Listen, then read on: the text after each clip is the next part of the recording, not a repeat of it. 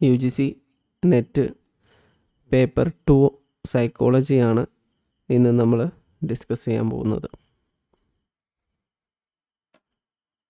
ആദ്യത്തെ ചോദ്യത്തിലേക്ക് നമുക്ക് കടക്കാം. Arrange the sequence of memory process. ഇത് വളരെ പ്രധാനപ്പെട്ടുള്ളൊരു ക്വസ്റ്റ്യനാണ്. കോഗ്നിറ്റീവ് സൈക്കോളജിയുമായി ബന്ധപ്പെട്ടിട്ടുള്ള ഒരു ചോദ്യമാണ്. നമുക്ക് പരിചയമുള്ള ചോദ്യം തന്നെയാണിത്. ഇത് മെമ്മറി പ്രോസസ്സുമായി ബേസ് ചെയ്തിട്ട് ഇത് കൃത്യമായി അറേഞ്ച് ചെയ്യാനാണ് ചോദ്യം ചോദിച്ചിട്ടുള്ളത്. ഇതിൽ എൻകോഡിങ്, പെർസെപ്ഷൻ, സ്റ്റോറിങ്, റിട്രീവൽ, ഇങ്ങനെ 4 സ്റ്റേജസ് ആയിട്ടാണ് ഇത് വിശദീകരിച്ചിട്ടുള്ളത്. ഇത് ഇൻഫോർമേഷൻ പ്രോസസ്സിംഗ് മോഡൽ ഓഫ് മെമ്മറിയുമായി ബേസ് ചെയ്തിട്ട് നമ്മൾ കോഗ്നിറ്റീവ് സൈക്കോളജിയിൽ പഠിച്ചിട്ടുള്ള ഒരു ഭാഗം തന്നെയാണ്. ഓർമ്മ ഉണ്ടായിരിക്കും. അപ്പോൾ നമുക്ക് നോക്കാം. അപ്പോൾ ഇത് എന്തുമായി കണക്ട് ചെയ്തതാണ്? കോഗ്നിറ്റീവ് സൈക്കോളജിയുമായി ബന്ധപ്പെട്ടിട്ടുള്ള ടോപ്പിക്കാണ്. നമ്മൾ ആദ്യം ഇതിലേക്ക് മനസ്സിലാക്കണം. Cognitive psychology.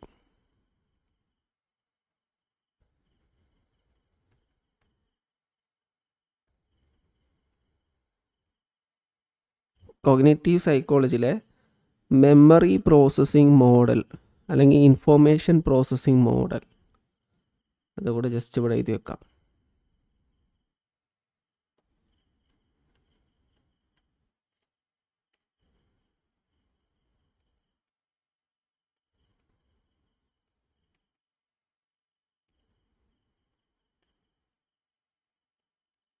Information processing model of memory. ഇതിലാണ് ഈ ടോപ്പിക്സ് ഡിസ്കസ് ചെയ്യുന്നത്. മനുഷ്യന് നമുക്കൊരു കമ്പ്യൂട്ടറിനോട് ഉപമിക്കുകയാണെങ്കിലേ, കമ്പ്യൂട്ടറാണെങ്കിലും കമ്പ്യൂട്ടറിൽ എന്തുണ്ട്? ഇൻഫോർമേഷൻ ശേഖരിക്കുന്ന ഭാഗമുണ്ട്. ഇൻപുട്ട് ഡിവൈസുകളുണ്ട് അല്ലേ? പിന്നെ സ്റ്റോറേജ് ഡിവൈസുകളുണ്ട്, ഔട്ട്പുട്ട് ഡിവൈസുകളുണ്ട്. ഇതേപോലെ തന്നെ മനുഷ്യനൊന്നുണ്ട്, വ്യത്യസ്ത പാർട്സുകളുണ്ട്. ഇൻഫോർമേഷന് നമ്മളിലേക്ക് എത്തുന്നു, അത് സ്റ്റോർ ചെയ്യപ്പെടുന്നു, ആവശ്യമുള്ള സമയത്ത് ഇതെന്ത് ചെയ്യുന്നുണ്ട്? റിട്രീവ് ചെയ്യുന്നുണ്ട്. കോഗ്നിറ്റീവ് സൈക്കോളജിസ്റ്റ് മെമ്മറിയെ ഒരു ആക്റ്റീവ് സിസ്റ്റമായിട്ടാണ് മനസ്സിലാക്കുന്നത്. Memory is A active system.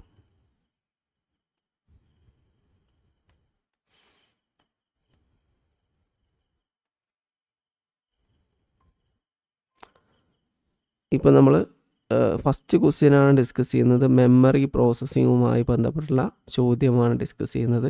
Cognitive സൈക്കോളജിയിൽ വരുന്നൊരു ഭാഗമാണിത്. Information processing model of memory. Cognitive psychologist ഈ മെമ്മറി പ്രോസസ്സിങ്ങിനെ ഒരു ആക്റ്റീവ് സിസ്റ്റമായിട്ടാണ് കണക്കാക്കുന്നത്. ഇവിടെ ഇൻഫോർമേഷൻസ് ലീനിയർ ആയിട്ടാണ് എന്ത് ചെയ്യുന്നത്? ഫ്ലോ ചെയ്യുന്നത്. സീക്വൻഷ്യലായിട്ടുള്ള ലീനിയർ ഫ്ലോ ആണ് ഇൻഫോർമേഷൻ ഉണ്ടായിരിക്കുന്നത്. അപ്പോൾ നമുക്കറിയാം, ആദ്യം എന്ത് ചെയ്യും? പഞ്ചേന്ദ്രിയങ്ങളിലൂടെ ഒരു കമ്പ്യൂട്ടർ ഡിവൈസിനെ നമ്മൾ നോക്കാം. കമ്പ്യൂട്ടറിൽ ഇൻപുട്ട് ഡിവൈസുകളിലൂടെ ഇൻഫോർമേഷൻ എന്ത് ചെയ്യുന്നുണ്ട്? നമ്മളെ കമ്പ്യൂട്ടറിലേക്ക് വരുന്നുണ്ട്. പിന്നെ അത് സ്റ്റോർ ചെയ്ത് വെക്കുന്നുണ്ട്. പിന്നെ ആവശ്യമുള്ള സമയത്ത് നമ്മൾ ഓപ്പൺ ചെയ്തെടുക്കുന്നുണ്ട്. അപ്പോൾ ഇൻപുട്ട്, സ്റ്റോറേജ്, ഔട്ട്പുട്ട് എന്ന് പറഞ്ഞ വിവിധ ഘട്ടങ്ങളിലൂടെ കമ്പ്യൂട്ടറിലൂടെ ഇൻഫോർമേഷൻ കടന്നു പോകുന്നുണ്ട്. ഇതേപോലെ തന്നെ മനുഷ്യനും അങ്ങനെ തന്നെയാണ്. ഒരു ഇൻഫോർമേഷൻ പ്രോസസ്സിംഗ് മോഡൽ ഓഫ് മെമ്മറിയിൽ മനുഷ്യനിലേക്കും ഇൻഫോർമേഷൻ വരുന്നതിനെ നമുക്ക് 4 സ്റ്റേജുകളായിട്ട് ഡിവൈഡ് ചെയ്യാം. അതിലെ ഫസ്റ്റ് പാർട്ടാണ് പെർസെപ്ഷൻ.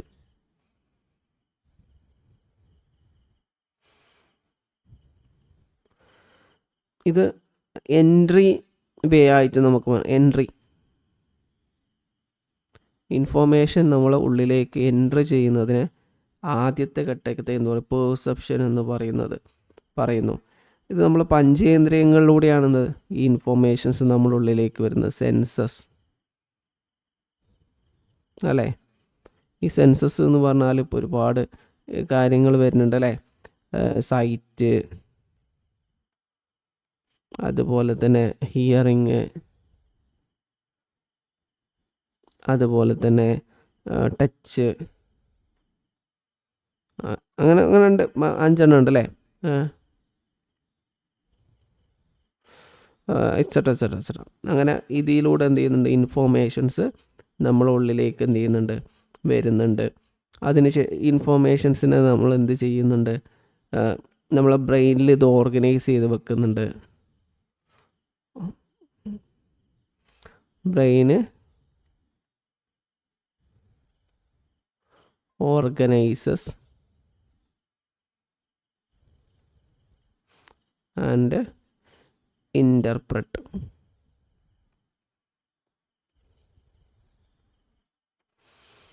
അതായത് നമ്മുടെ കോഗ്നിറ്റീവ് സൈക്കോളജിയിൽ ഇൻഫോർമേഷൻ പ്രോസസ്സിങ് അപ്രോച്ച് എന്ന് പറഞ്ഞാൽ എന്താണ് ശരിക്കും? ഈ മെമ്മറി ആദ്യം നമ്മളിലേക്ക് ഇൻഫോർമേഷൻ വരുന്നു, ഫസ്റ്റ് അതിന് പേഴ്സെപ്ഷൻ എന്ന് പറയുന്നു. നമ്മൾ ചുറ്റുപാടും കാണുന്ന വിവരങ്ങൾ നമ്മളെ പഞ്ചേന്ദ്രിയങ്ങളിലൂടെ കാഴ്ച, കേൾവി, മണം, രുചി, ഇതിലൂടെ ഇൻഫോർമേഷൻ നമ്മുടെ ഉള്ളിലേക്ക് വരുന്നു അല്ലേ. ഈ വരുന്ന ഇൻഫോർമേഷനെ ബ്രെയിൻ ഓർഗനൈസ് ചെയ്യുകയും അതിനെ ഇൻ്റർപ്രറ്റ് ചെയ്യുകയും ചെയ്യുന്നു. ഇപ്പോൾ ഒരു നായയുടെ ശബ്ദം കേട്ടു, അപ്പോൾ നായയാണെന്ന് നമ്മൾ കേൾക്കുകയും ചെയ്യുന്നുണ്ട്, അത് നമ്മൾ ബ്രെയിൻ ഐഡൻറ്റിഫൈ ചെയ്യുകയും ചെയ്യുന്നുണ്ട്. അതിനാണ് പേഴ്സെപ്ഷൻ എന്ന് പറയുന്നത്. ഓക്കെ, അപ്പോൾ ഇതിൽ ഓപ്ഷൻ A1 എന്ന് പറഞ്ഞാൽ പേഴ്സെപ്ഷനാണ്. ഓക്കെ, രണ്ടാമതായിട്ട് വരുന്നത് എൻകോഡിംഗ് ആണ്. 2 എൻകോഡിംഗ്.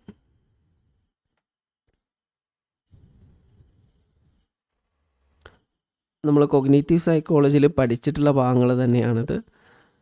ഇതിൽ എൻകോഡിംഗ് എന്ന് പറഞ്ഞാൽ ശരിക്കും ഒരു ട്രാൻസ്ഫോർമേഷനാണ്. ട്രാൻസ്ഫോർമേഷൻ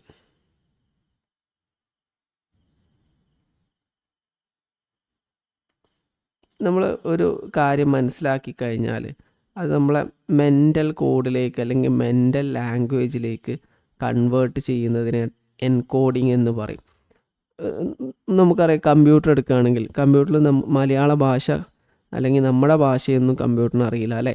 കമ്പ്യൂട്ടറിന് അറിയുന്ന ഭാഷ ഏതാണ്? 0, 1 എന്നൊക്കെ പറയുന്ന ബൈനറി ലാംഗ്വേജ് ആണ് അറിയാം. അപ്പോൾ നമ്മൾ കമ്പ്യൂട്ടറോട് എന്തെങ്കിലും കാര്യങ്ങൾ പറഞ്ഞു കഴിഞ്ഞാൽ അത് അതിൻ്റെ ബൈനറി ലാംഗ്വേജിലേക്ക് കൺവേർട്ട് ചെയ്യും. അതുപോലെ തന്നെ നമ്മളെ ബ്രെയിനും എന്ത് ചെയ്യുന്നുണ്ട്, നമ്മൾ കൊടുക്കുന്ന ഇൻഫോർമേഷൻസ് അതിന് മനസ്സിലാവുന്ന ലാംഗ്വേജിലേക്ക് എന്ത് ചെയ്യാണ്, കൺവേർട്ട് ചെയ്യുന്നത്. അപ്പോൾ അതിനെന്ത് പറയുന്നു? എൻകോഡിംഗ് എന്ന് പറയുന്നു. Brain converse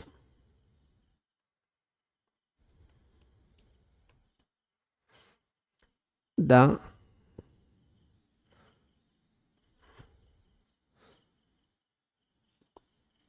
raw sensory information into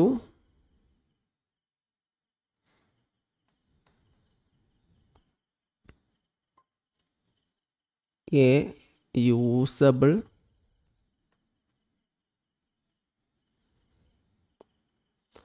mental code.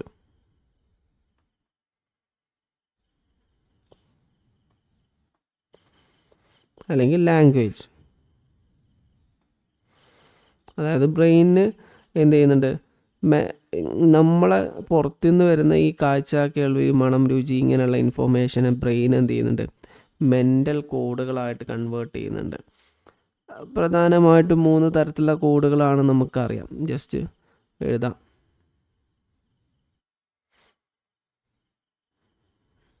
Acoustic, അതുപോലെ തന്നെ വിഷ്വൽ, അതുപോലെ തന്നെ സെമാൻറ്റിക്.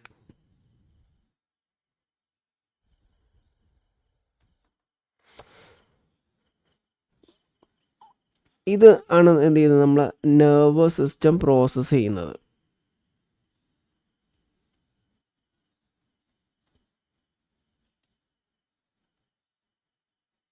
ഇങ്ങനെയുള്ള ഇൻഫോർമേഷനാണ് ഇപ്പോൾ നമ്മൾ ചൂടിനെ നമ്മൾ അറിഞ്ഞു.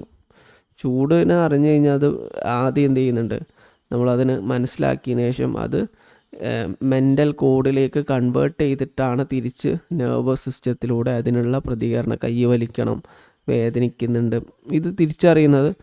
ആദ്യം എന്ത് ചെയ്യുന്നുണ്ട്, ഇത് കോഡിലേക്ക് കൺവേർട്ട് ചെയ്തതിന് ശേഷമാണ്. അതിന് ശേഷം അപ്പോൾ നമുക്ക് പറയാം 2 എന്ന് പറയുന്നത് എൻകോഡിംഗ് ആണ്. ഇനി 3 നമുക്ക് നോക്കാം. 3 എന്ന് പറഞ്ഞാൽ സ്റ്റോറേജ് ആണ്. ഒരു വിവരം എൻകോഡ് ചെയ്ത് കഴിഞ്ഞാൽ പിന്നെ സംഭവിക്കുന്നത് സ്റ്റോറേജ് ആണ്.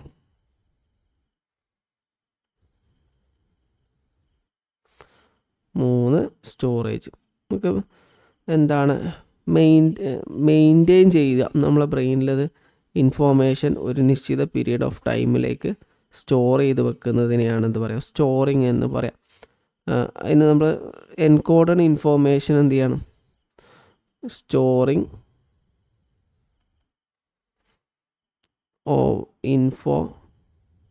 Information over A period of time.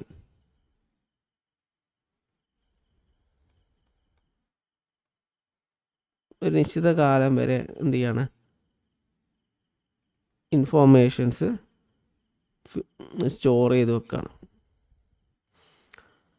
ഇതിലെന്തുണ്ട്, നമ്മളെ ബ്രെയിനിലുണ്ട് വ്യത്യസ്ത എന്താണ് സ്റ്റോറേജ് ഹൗസുകളുണ്ട്. ഓരോ നമുക്ക് നേരത്തെ നമ്മൾ പഠിച്ചിട്ടുണ്ടല്ലോ, sensory memory, short term memory, long term memory. ഇവിടെയൊക്കെ ഇൻഫോർമേഷൻസ് സ്റ്റോർ ചെയ്യുന്നുണ്ട്. ഓരോന്നും അതിൻ്റെ സാഹചര്യം സന്ദർഭം അനുസരിച്ചാണ് എന്ത് ചെയ്യുന്നത്, സ്റ്റോർ ചെയ്യുന്നത്. ആദ്യം സെൻസറി മെമ്മറിയിലേക്ക് വരുന്നു, പിന്നെ ഷോർട്ട് ടേം മെമ്മറിയിലേക്ക് വരുന്നു, പിന്നെ ലോങ് ടേം മെമ്മറിയിലേക്ക് വരുന്നു. അതിന് ഓരോ ഘട്ടങ്ങളുണ്ട്. അപ്പോൾ സ്റ്റോറേജ് എന്ന് പറഞ്ഞാൽ അങ്ങനെ നമുക്ക് എന്ത് ചെയ്യാം, വിശദീകരിക്കാം. ഇപ്പോൾ നമ്മൾ മൊബൈലിലാണെങ്കിൽ നമ്മൾ ഒരു വോയിസ് റെക്കോർഡ് ചെയ്ത് കഴിഞ്ഞാൽ സേവ് ബട്ടൺ കൊടുത്തു കഴിഞ്ഞാൽ എന്ത് സംഭവിക്കും, അത് സേവ് ആവും അല്ലേ മൊബൈലിൽ. അതുപോലെ കമ്പ്യൂട്ടറിലും സേവ് ആവും. നമ്മൾ വേർഡ് ഫയലിൽ ടൈപ്പ് ചെയ്തുകൊണ്ടിരിക്കുകയാണ്, അവസാനം നമ്മൾ സേവ് കൊടുത്തു കഴിഞ്ഞാൽ അത് സേവ് ആവും. ആ സേവ് ചെയ്യുന്നതിനെയാണ് എന്ത് പറയുക, സ്റ്റോറേജ് എന്ന് പറയുന്നത്. അതിന് ശേഷം വരുന്നതാണെന്ത്, റിട്രീവൽ എന്ന് പറയുന്ന ഘട്ടം. റിട്രീവൽ 4ാമത്തെ ഘട്ടമാണ് റിട്രീവൽ എന്ന് പറയുന്ന ഘട്ടം.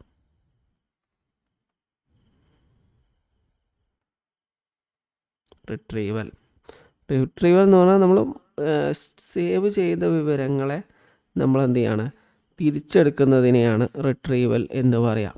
ഓക്കെ, അതായത് നമുക്ക് ഇങ്ങനെ പറയാം, accessing, locating, bringing stored information back. Accessing,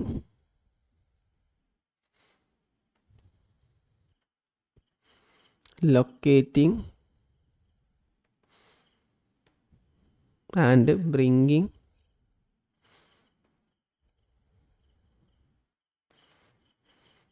stored information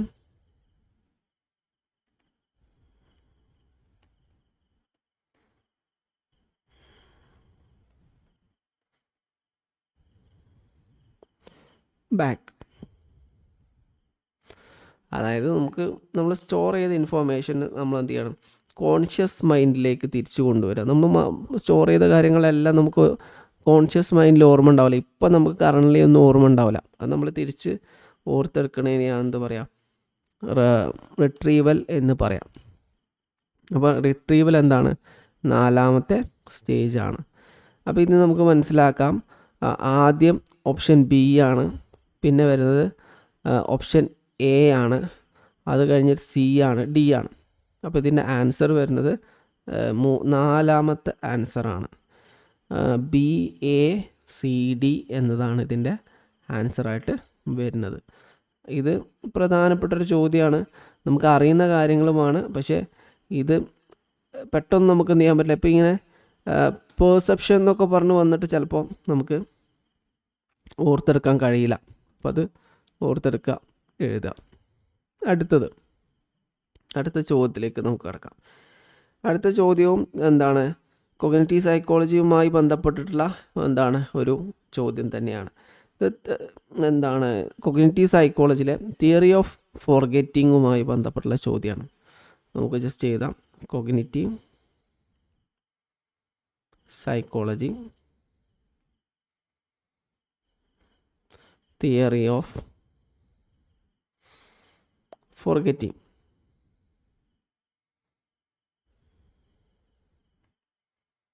okay, അപ്പോൾ ഒരു ചോദ്യം നമ്മൾ വന്നു കഴിഞ്ഞാൽ അത് ഏത് ഭാഗത്തു നിന്നാണ് വന്നത്, അതിൽ ഏത് തിയറിയാണ് ഇത് കണക്ട് ചെയ്തിട്ടുള്ളതെന്ന് ആദ്യം മനസ്സിലാക്കി കഴിഞ്ഞാൽ നമുക്ക് പെട്ടെന്ന് ഉത്തരത്തിലേക്ക് എത്താൻ പറ്റും. Write the appropriate sequence for causing forgetting. Encoding failure, interference, retrieval failure, decay. ഇവിടെ നമുക്ക് എന്താണ് ഇൻഫോർമേഷൻസ്, ഇവിടെ ഫോർഗെറ്റിങ് ശരിക്ക് നമ്മൾ standard time line of memory പ്രോസസ്സിങ്ങിൻ്റെ ബേസിൽ ആണ് എന്ത് ചെയ്യുന്നത്, അറേഞ്ച് ചെയ്യാൻ പാടുള്ളൂ. സീക്വൻസ് ഓർഡറിൽ മറക്കുക എന്നത് പല കാരണങ്ങളാൽ മനുഷ്യന് മറക്കുമല്ലോ. അതെങ്ങനെ നമ്മൾ ഒരു സീക്വൻസ് ആയിട്ട് ക്രോഡീകരിക്കുക? അപ്പോൾ ഈ ചോദ്യം ശരിക്കും അനലൈസ് ചെയ്താൽ നമുക്ക് മനസ്സിലാവുന്നത് കോഗ്നിറ്റീവ് സൈക്കോളജിയിലെ തിയറി ഓഫ് ഫോർഗെറ്റിംഗ് ആണ് പറയുന്നത്. അപ്പോൾ കോഗ്നിറ്റീവ് സൈക്കോളജി ആയതുകൊണ്ട് തന്നെ ഇത് മെമ്മറി പ്രോസസ്സിങ്ങുമായി കണക്ട് ചെയ്തതാണ്. അപ്പോൾ ഈ മെമ്മറി പ്രോസസ്സിങ് ടൈം ലൈനുമായി കണക്ട് ചെയ്തിട്ട് ഇതിനെ സീക്വൻസ് ആയിട്ട് എന്ത് ചെയ്യണം, ഓർഡർ ചെയ്യണം. അപ്പോൾ നമ്മൾ ശരിക്കും മനസ്സിലാക്കേണ്ടത് standard time line of memory processing.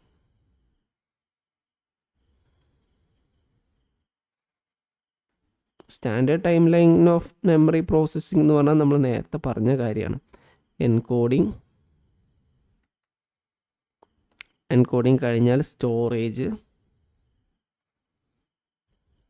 അത് കഴിഞ്ഞാൽ റിട്രീവൽ.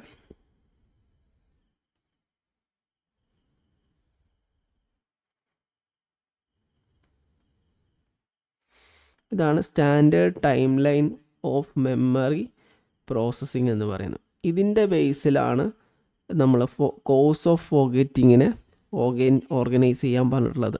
അപ്പോൾ നമ്മൾ മനസ്സിലാക്കേണ്ട, മറക്കുക എന്ന് പറഞ്ഞാൽ അത് എന്തെങ്കിലും ഒരു സാഹചര്യത്തിൽ നമുക്ക് സീക്വൻസ് ആയിട്ട് അറേഞ്ച് ചെയ്യാൻ പറ്റൂല എന്ന് നമ്മൾ മനസ്സിലാക്കരുത്. അതിന് നമുക്ക് സീക്വൻസ് ആയിട്ട് അറേഞ്ച് ചെയ്യാൻ പറ്റും.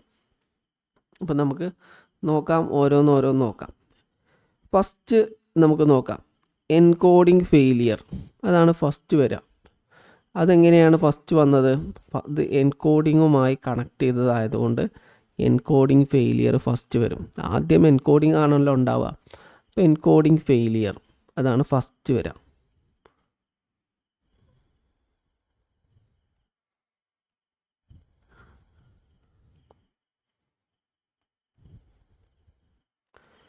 അതായത് ഇൻഫോർമേഷൻ നമ്മൾ ബ്രെയിനിലേക്ക് വരുന്ന സമയത്തുണ്ടാവുന്ന ഘട്ടമാണ് ഇത്. ഓക്കെ, ഇത് എന്താണ്, നമ്മൾ ഇൻഫോർമേഷൻ വരുന്ന സമയത്ത് തന്നെ അതെന്ത് ചെയ്യാം, പ്രോസസ്സ് ചെയ്യാൻ കഴിയാത്ത അവസ്ഥയ്ക്കാണ് ഇതിന് പറയാം. നമുക്കൊരു ഉദാഹരണം പറയുകയാണ്. ഞാൻ എന്നും രാവിലെ നടക്കാൻ വേണ്ടി പോവും ഒരു പാർക്കിൽ. എല്ലാ ദിവസവും ഞാൻ എന്ത് ചെയ്യുന്നു, നടക്കുന്ന ഇടയിൽ അവിടെ പാർക്കിലുള്ള ഒരു ബെഞ്ചിലിരിക്കും. ബെഞ്ചിൻ്റെ തൊട്ട് മുമ്പിൽ ഒരു മരമുണ്ട്, ഒരു പ്ലാവുണ്ട് എന്ന് കരുതാം. എല്ലാ ദിവസവും ഞാൻ ആ പ്ലാവ് കാണുന്നുണ്ട്. പക്ഷേ എന്നോട് ചോദിക്കുകയാണ്, അതെന്ത് മരമാണ് എന്നോട് ചോദിച്ചു കഴിഞ്ഞാൽ ചിലപ്പോൾ എനിക്ക് പറയാൻ കഴിയില്ല. പ്ലാവാണെന്ന് എനിക്ക് അത് ശ്രദ്ധിച്ചിട്ടുണ്ടാവില്ല. എന്നും ഞാൻ കാണുന്ന മരം തന്നെയാണ്. പക്ഷേ ഏത് മരമാണെന്ന് എനിക്ക് ഓർത്തെടുക്കാൻ ചിലപ്പോൾ കഴിയും. പ്ലാവാണെന്നത് ഓർത്തെടുക്കാൻ എനിക്ക് കഴിയുന്നുണ്ടാവില്ല. അതുപോലെ തന്നെ മെമ്മറി, നമ്മൾ എല്ലാ കാര്യങ്ങളും എന്ത് ചെയ്യാവില്ല, നമ്മളെ ഉള്ളിൽ സ്റ്റോർ ചെയ്യപ്പെട്ടില്ല. നമ്മൾ ശ്രദ്ധിക്കുന്ന കാര്യങ്ങൾ മാത്രമേ എന്ത് ചെയ്യുള്ളൂ, അത് ലോങ് ടേം മെമ്മറിയിലേക്ക് സ്റ്റോർ ചെയ്യപ്പെടുള്ളൂ.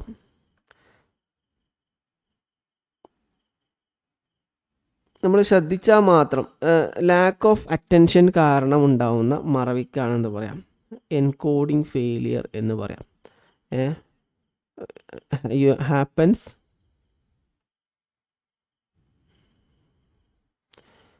because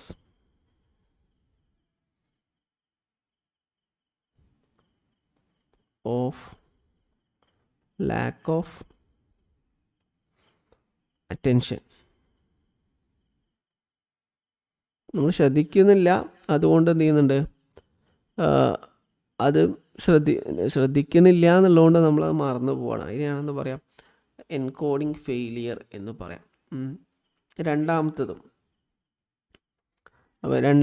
നമുക്ക് പറയാം ഡീകെ.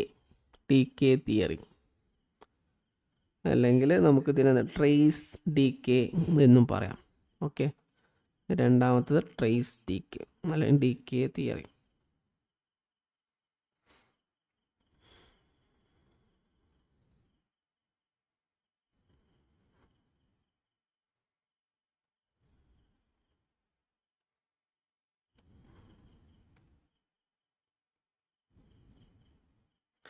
ഇത് സ്റ്റോറേജുമായി കണക്ട് ചെയ്തിട്ടുള്ള ഒരു തിയറിയാണ്. സ്റ്റോറേജ് നമ്മൾ പറഞ്ഞല്ല. രണ്ടാമത്തെ സ്റ്റോറേജ് 2 തരത്തിലുണ്ട്, ആക്റ്റീവും പാസീവും ഉണ്ട്. Passive, active.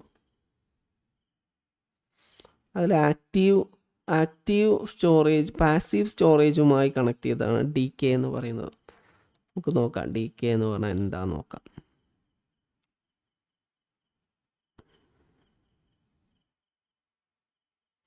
നമ്മൾ ചില സമയത്ത് നമ്മൾ സ്റ്റോർ ചെയ്തിട്ടുണ്ടാവും, അതെന്ത് ചെയ്യുന്നുണ്ട്, കുറച്ച് കഴിഞ്ഞാൽ അത് മറന്നു പോവുകയും ചെയ്യുന്നുണ്ട്.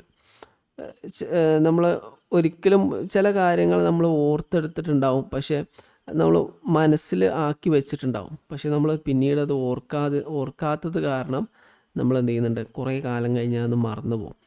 ഫോർ എക്സാമ്പിൾ, ഞാൻ കോളേജിൽ അധ്യാപകനായിട്ട് വർക്ക് ചെയ്യാണ്. അപ്പോൾ സ്ഥിരമായിട്ട് ഞാൻ എന്ത് ചെയ്യാണ്, കോളേജിൽ പുസ്തകങ്ങളൊക്കെ സ്റ്റോർ ചെയ്ത് വെക്കുന്നത് ഒരു ഷെൽഫിലാണ്. അവിടെ PGയുടെ മെറ്റീരിയൽ ഒരു സൈഡിൽ വെക്കുന്നു, UGയുടെ മെറ്റീരിയൽ ഒരു സൈഡിൽ വെക്കുന്നു. അപ്പം ഞാൻ അവിടെ നിന്ന് റിസൈൻ ചെയ്തു എന്ന് കരുതുക. പിന്നെ ഒരു 2 വർഷം കഴിഞ്ഞിട്ട് ഞാൻ വീണ്ടും തിരിച്ചു വരികയാണ്. തിരിച്ചു വരുന്ന സമയത്ത് എനിക്ക് ചിലപ്പോൾ ഓർമ്മ ഉണ്ടാവില്ല PGയുടെ മെറ്റീരിയൽ എവിടെ വെച്ചത്, UGയുടെ മെറ്റീരിയൽ എവിടെ വെച്ചത്. അതെന്താണ്, കുറേ കാലം നമ്മളത് ഉപയോഗിക്കാതെ നിന്ന സമയത്ത് അത് നമ്മൾ എന്ത് ചെയ്യും, ഓർത്തെടുക്കാത്തത് കൊണ്ട് നമ്മളത് മറന്നു പോകുന്നുണ്ടാവും അല്ലേ. അങ്ങനെ നമ്മൾ ഓർത്തെടുത്തില്ലെങ്കിൽ മെമ്മറി എന്ത് ചെയ്യും, സമയം ഇങ്ങനെ കഴിയുന്നതിനനുസരിച്ച് അതെന്ത് ചെയ്യും, ഇല്ലാതാവും. അതിനാണ് ഡീക്കേ തിയറി എന്ന് പറയാം. സിമ്പിളായിട്ട് പറയുകയാണെങ്കിൽ, if we do not recall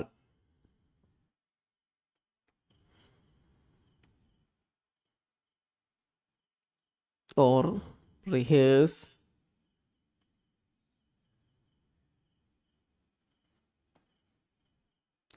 that memory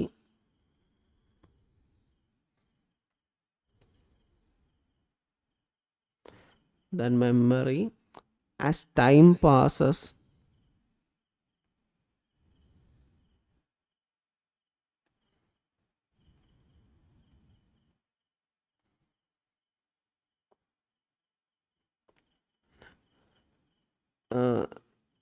the trace naturally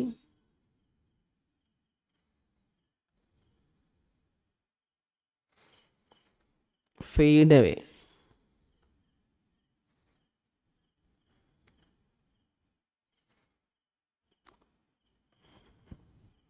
Erodes or decay.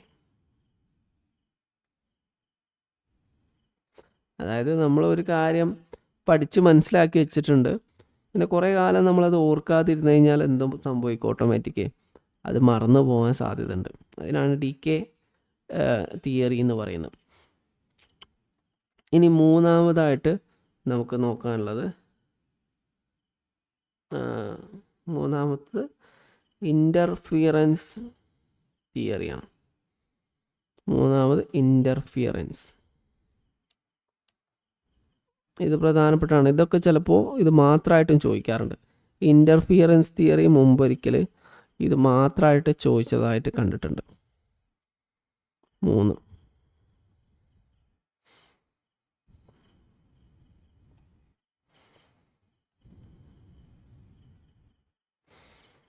Interference theory. ഇതും സ്റ്റോറേജുമായി ബന്ധപ്പെട്ടിട്ടുള്ള ഒരു തിയറിയാണ്. നമ്മളോട് പറഞ്ഞല്ലോ, ആദ്യം എൻകോഡിങ്, പിന്നെ സ്റ്റോറേജ്, പിന്നെ റിട്രീവലാണല്ലോ. അത് സ്റ്റോറേജിൽ ആക്റ്റീവ് സ്റ്റോറേജുമായി ബന്ധപ്പെട്ടുള്ള ഒരു തിയറിയാണത് ഇൻ്റർഫിയറൻസ് തിയറി എന്ന് പറയുന്നത്. സ്റ്റോറേജ് സ്റ്റേജ് നമ്മളെന്ത് ചെയ്യുകയാണ്, നമ്മൾ കുറേ ചില സമയത്ത് നമ്മൾ ഒരേ വിഷയത്തെക്കുറിച്ച് ഒന്നിലധികം ഇൻഫോർമേഷൻസ് മനസ്സിൽ സ്റ്റോർ ചെയ്ത് വെക്കും. ഇതെന്തിന് കാരണമാവുന്നു? ഇൻഫോർമേഷൻ തമ്മിൽ കോൺഫ്ലിക്റ്റ് ഉണ്ടാവാനും ഈ കോൺഫ്ലിക്റ്റ് മെമ്മറിയെ ഇല്ലാതാക്കാനും കാരണമാവുന്നു. ഉദാഹരണത്തിന് നമുക്ക് പറയാം, ഞാൻ എന്ത് ചെയ്തു, എനിക്കൊരു മൊബൈൽ നമ്പറുണ്ട്. അപ്പോൾ ഞാൻ എന്ത് ചെയ്തു, ആ സിമ്മ് മാറ്റിയിട്ട് പുതിയ സിം എടുത്തു. അപ്പോൾ എൻ്റെ നമ്പർ എന്ന പേരിൽ ഞാൻ ആദ്യം സേവ് ചെയ്ത നമ്പറും പിന്നീട് എൻ്റെ ബ്രെയിനിൽ ഓർത്തെടുക്കുന്ന നമ്പറും രണ്ടും രണ്ടാണ്. അപ്പം അങ്ങനെയുള്ള സമയത്ത് പുതിയൊരു ഇൻഫോർമേഷൻ വരുന്ന സമയത്ത് പഴയ ഇൻഫോർമേഷൻ ചിലപ്പോൾ എന്ത് ചെയ്യും, മറന്നു പോകും. മറ്റൊരു ഉദാഹരണം പറയുകയാണെങ്കിൽ, ഒരാളെ നമുക്ക് വലിയ ബഹുമാനമായിരുന്നു, സ്നേഹമായിരുന്നു, പെട്ടെന്ന് അയാളെക്കുറിച്ചൊരു നെഗറ്റീവായിട്ടുള്ളൊരു കാര്യം കേൾക്കുകയാണ്. അപ്പോൾ അയാളെക്കുറിച്ച് നമ്മളെ മെമ്മറിയിൽ ആദ്യം ഉണ്ടായിരുന്ന ഇൻഫോർമേഷൻസ് ചിലപ്പോൾ എന്ത് ചെയ്യും, ഇല്ലാതായി പോയിട്ട് പുതിയ ഇൻഫോർമേഷൻ വരാം. അപ്പോൾ ഒരു നെഗറ്റീവും പോസിറ്റീവുമായിട്ടുള്ള ഇൻഫോർമേഷൻ ഒരേ സമയത്ത് ഒരാളെക്കുറിച്ച് വരുന്ന സമയത്ത് എന്താ സംഭവിക്കുക, ശരിക്കും കോൺഫ്ലിക്റ്റ് ഉണ്ടാവും അല്ലേ? അപ്പോൾ ഈ ഇൻഫോർമേഷൻ തമ്മിലുള്ള ഈ കോൺഫ്ലിക്റ്റ് കാരണം ഇൻഫോർമേഷൻ മറന്നു പോകുന്നതിന് എന്ത് പറയാം, ഇൻഫറൻസ് എന്ന് പറയാം. ഇൻഫറൻസസ്. Okay, inferences. അത് നമുക്ക് ജസ്റ്റ് നമുക്കിങ്ങനെ എഴുതാം. Forgetting occur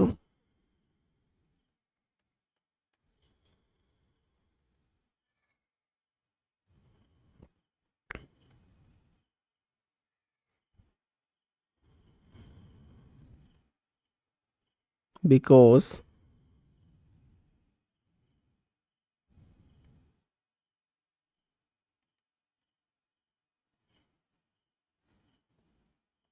different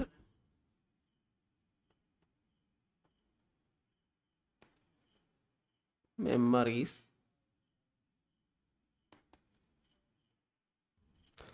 conflict with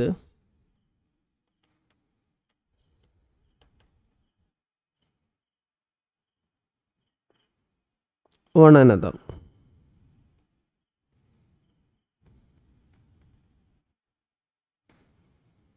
ഇത് പ്രധാനമായിട്ടും രണ്ട് രീതിയിലുണ്ട് എന്ന് നമുക്ക് പറയാം. അതിൽ പ്രധാനപ്പെട്ട ഒന്നാണ് പ്രോആക്റ്റീവ് ഇൻഫറൻസസ്.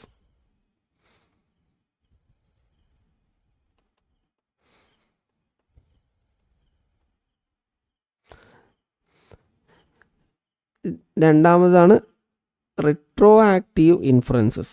പ്രോആക്റ്റീവ് ഇൻഫറൻസസും ഉണ്ട്, റിട്രോ ആക്റ്റീവ് ഇൻഫറൻസസും ഉണ്ട്. പ്രോആക്റ്റീവ് ഇൻഫോർമേഷൻസ് എന്ന് പറഞ്ഞാൽ നമുക്ക് പഴയ ഇൻഫോർമേഷനും പുതിയ ഇൻഫോർമേഷനും നമ്മളടുത്തുണ്ടാകുന്ന സമയത്ത് പുതിയതിന് പകരം നമ്മൾ പഴയ ഇൻഫോർമേഷൻ ഉപയോഗിക്കുന്നതിന് പ്രോ ആക്റ്റീവ് ഇൻഫറൻസസ് എന്ന് പറയും. ഉദാഹരണത്തിന് നമുക്കിപ്പോൾ എന്താ പറയാം, ഞാൻ ഒരു പുതിയ സിം എടുത്തു നേരത്തെ പറഞ്ഞ പോലെ. അല്ലെങ്കിൽ ഒരാൾക്ക്, എൻ്റെ സുഹൃത്തിന് 2 നമ്പറുണ്ട്, പുതിയ നമ്പറുണ്ട് പഴയ നമ്പറുണ്ട്. അപ്പോൾ എനിക്ക് അവനെ വിളിക്കണം. അപ്പോൾ ഞാൻ എന്ത് ചെയ്തു, അവനെ പുതിയ സിം എടുത്ത കാര്യം എന്നോട് പറഞ്ഞിട്ടുണ്ട്, എൻ്റെ അടുത്ത് നമ്പറുണ്ട്, ഞാൻ മറന്നിട്ട് എന്ത് ചെയ്യാണ്, പഴയ നമ്പറിലേക്ക് വിളിക്കുകയാണ്. പുതിയ ഓൾഡ് ഇൻഫോർമേഷന് ന്യൂ ഇൻഫോർമേഷനെ ബ്ലോക്ക് ചെയ്യുന്നതിന് എന്ത് പറയും, പ്രോ ആക്റ്റീവ് ഇൻഫറൻസസ് എന്ന് പറയും. പഴയ ഇൻഫോർമേഷനാണ് എന്ത് ചെയ്യാം, നമ്മൾ യൂസ് ചെയ്യുക. പുതിയ ഇൻഫോർമേഷൻ അതിനെ ബ്ലോക്ക് ചെയ്യും, പഴയ ഇൻഫോർമേഷനെ ബ്ലോക്ക് ചെയ്യും. Old information blocks you from remembering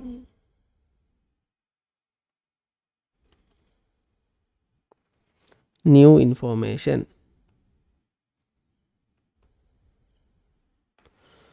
പുതിയ ഇൻഫോർമേഷന് മറന്നുപോകും പഴയ ഇൻഫോർമേഷൻ കാരണം.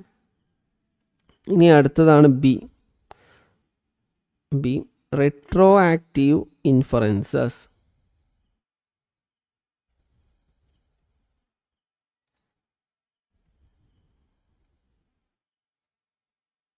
Retro active inferences.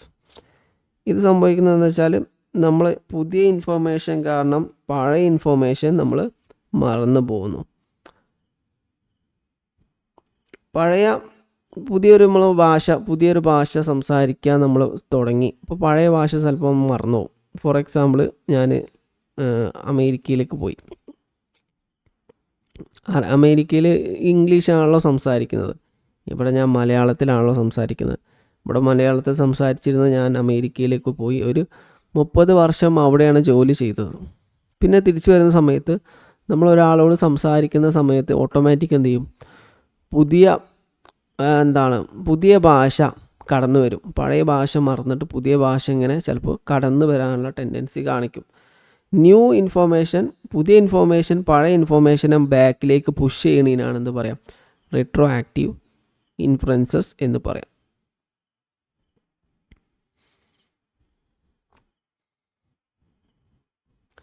New information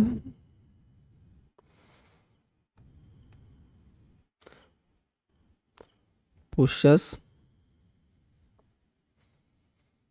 out old info. പഴയ ഇൻഫോർമേഷൻ പുതിയ ഇൻഫോർമേഷനെ മറച്ചു വെക്കുന്നതിന് എന്ത് പറയാം, റിട്രോ ആക്റ്റീവ് ഇൻഫറൻസസ് എന്ന് പറയാം. ഇനി അടുത്തത് നമുക്ക് പറയാം എന്താണ്, റിട്രീവൽ ഫെയിലിയർ. അവസാനത്തെ ഘട്ടമാണ് റിട്രീവൽ ഫെയിലിയർ. അപ്പോൾ നോക്കാം, റിട്രീവൽ ഫെയിലിയർ എന്ന് പറഞ്ഞാൽ എന്താ നോക്കാം. 4 option 4 retrieval failure.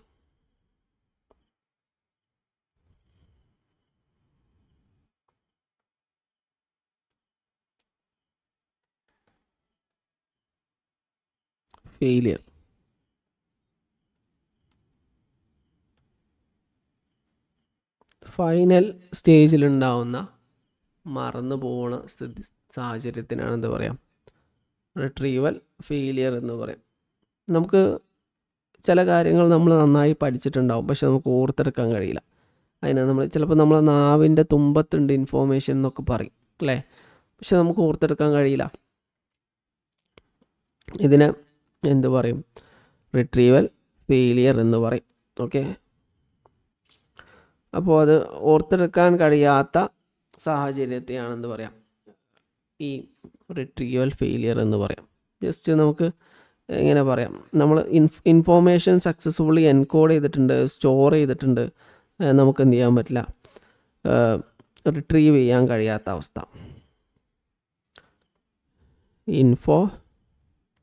Information successfully encoded and stored, but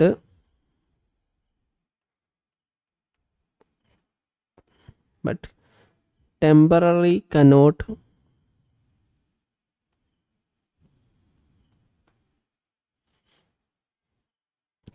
access.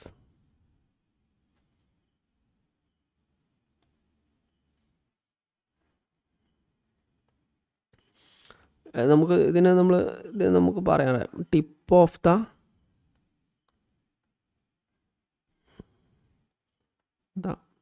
Tongue.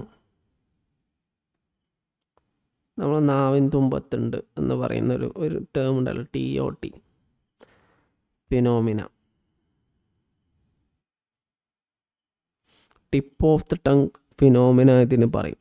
നമുക്ക് ഓർത്തെടുക്കാൻ ഓൾറെഡി നമുക്ക് അറിയുന്ന കാര്യം തന്നെയാണ്, നമ്മൾ അത് എൻകോഡ് ചെയ്തിട്ടും സ്റ്റോർ ചെയ്തിട്ടൊക്കെ ഉണ്ട്, പക്ഷെ അത് നമുക്ക് ഓർത്തെടുക്കാൻ കഴിയുന്നില്ല. അതിനെയാണ് എന്ത് പറയുക,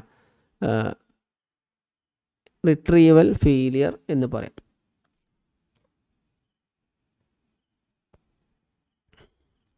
അപ്പോൾ ഇതിൽ ഓപ്ഷൻ എ എന്ന് പറയുന്നത് തന്നെയാണ്, എൻകോഡിങ് ഫെയിലിയർ എന്നാണെന്ന് പറയാം ഓപ്ഷൻ എ വരുന്നത്.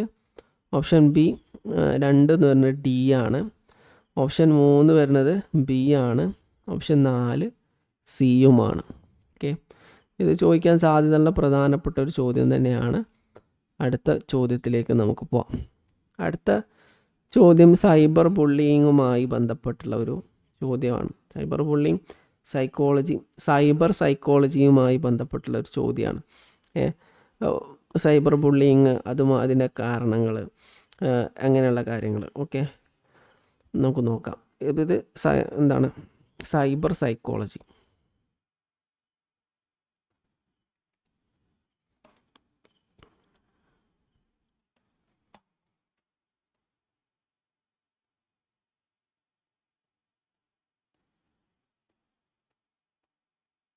സൈബർ സൈക്കോളജി എന്ന് പറഞ്ഞ ടേമിൽ വരുന്നതാണ്.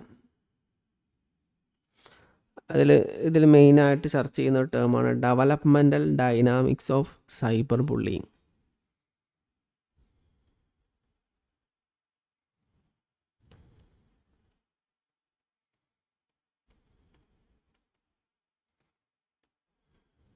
ഡെവലപ്മെൻ്റൽ ഡൈനാമിക്സ് ഓഫ് സൈബർ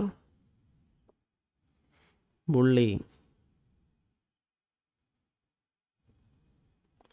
ഇതിലാണ് ഈ വിഷയം ചർച്ച ചെയ്യുന്നത്.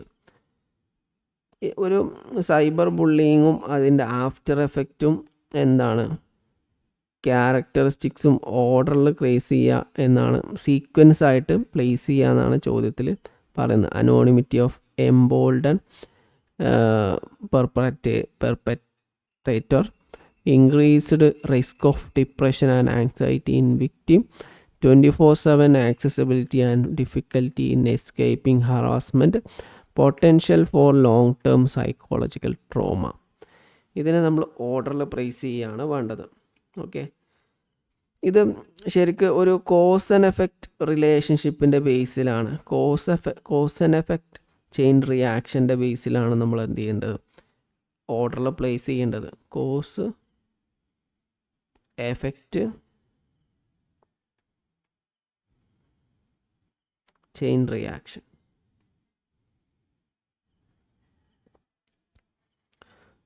ഇതെങ്ങനെയാണിത് എന്താണ് ടൈം ലൈനായിട്ട് ചെയ്യാന്ന് പറഞ്ഞാൽ, ആദ്യം എങ്ങനെയാണ് ഇതിൻ്റെ ട്രിഗർ ഉണ്ടാവുന്നത്, അത് കഴിഞ്ഞാൽ പിന്നെ അടുത്ത ഘട്ടം എന്താണ്, അതിനുശേഷം ഈ വിക്ടിമിൻ്റെ എഫക്റ്റ്, എന്ത് എഫക്റ്റ് ഉണ്ടാവുന്നു, പിന്നെ ലോങ് ടേം ആയിട്ട് എന്ത് എഫക്റ്റ് ഉണ്ടാവുന്നു, ഇങ്ങനെയാണ് ഇത് വിശദീകരിക്കുന്നത്. ഓക്കെ, സാധാരണഗതിയിൽ പഴയ കാലത്തുള്ള ബുള്ളിങ് ആണെങ്കിൽ ഇപ്പോൾ എന്താണ് ഫേസ് ടു ഫേസ് ബുള്ളിങ് ആയിരുന്നു ട്രഡീഷണലായിട്ട് മുമ്പുണ്ടായിരുന്നതൊക്കെ. ആളുകൾ ഇപ്പോൾ സ്കൂളിലും കോളേജിലൊക്കെ കളിയാക്കുകയും ഒക്കെ ചെയ്യും. അത് കുറഞ്ഞ സമയത്തേക്ക് നിലനിൽക്കുന്നതാണെങ്കിൽ സൈബർ ബുള്ളിങ് 24/7 ആയിട്ട് നിലനിൽക്കുന്നതാണ്. ഓക്കെ, അപ്പോൾ ഇതിനെ നമുക്ക് പ്രധാനമായിട്ടും 3 ഘട്ടങ്ങളായിട്ട് എന്ത് ചെയ്യാൻ പറ്റും, കൺവേർട്ട് ചെയ്യാൻ പറ്റും. ഫസ്റ്റ് ഇതിനെ ട്രിഗർ,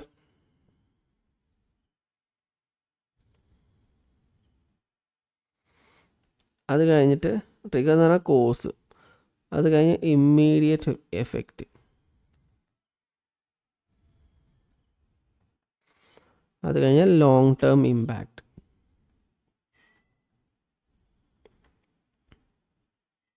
ഇങ്ങനെ 3 സ്റ്റേജുകളാണ്. അതിനെ നമുക്ക് 4ആയിട്ട് കാറ്റഗറൈസ് ചെയ്യാൻ പറ്റും. 3 സ്റ്റേജുകൾ 4ആയിട്ട് കാറ്റഗറൈസ് ചെയ്യാൻ പറ്റും. അപ്പോൾ അതിൽ നമുക്ക് ഫസ്റ്റ് നമുക്ക് നോക്കാം.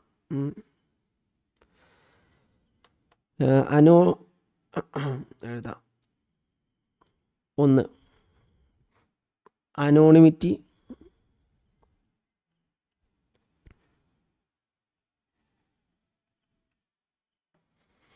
എംബോൾഡൻ,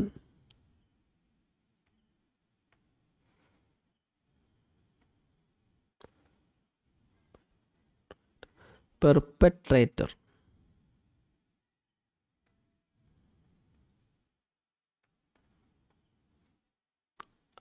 അനോണിമിറ്റി, എംബോൾഡൻ, പെർപെട്രേറ്റർ. ഈ കുറ്റം ചെയ്യുന്ന ആളുണ്ടല്ലോ, അയാൾ ശരിക്കും നമ്മൾ കാണാൻ കഴിയില്ല. സൈബർ ബുള്ളിങ്ങിൽ ഒരാൾ നമ്മൾ ആക്ഷേപിക്കുകയാണ്, ആ ആക്ഷേപിക്കുന്ന ആളെ നമുക്ക് എന്ത് ചെയ്യാൻ പറ്റില്ല, നേരിട്ട് കാണാൻ കഴിയില്ല.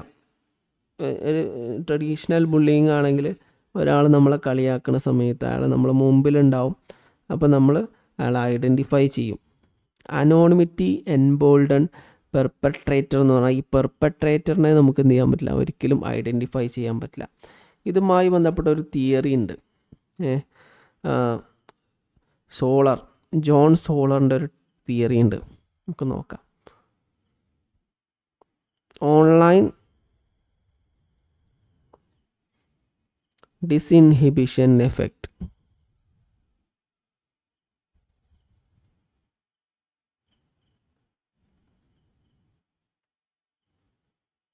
ഡിസിൻഹിബിഷൻ എഫക്റ്റ് അത് മെയിനായിട്ട് ഇൻട്രൊഡ്യൂസ് ചെയ്തത്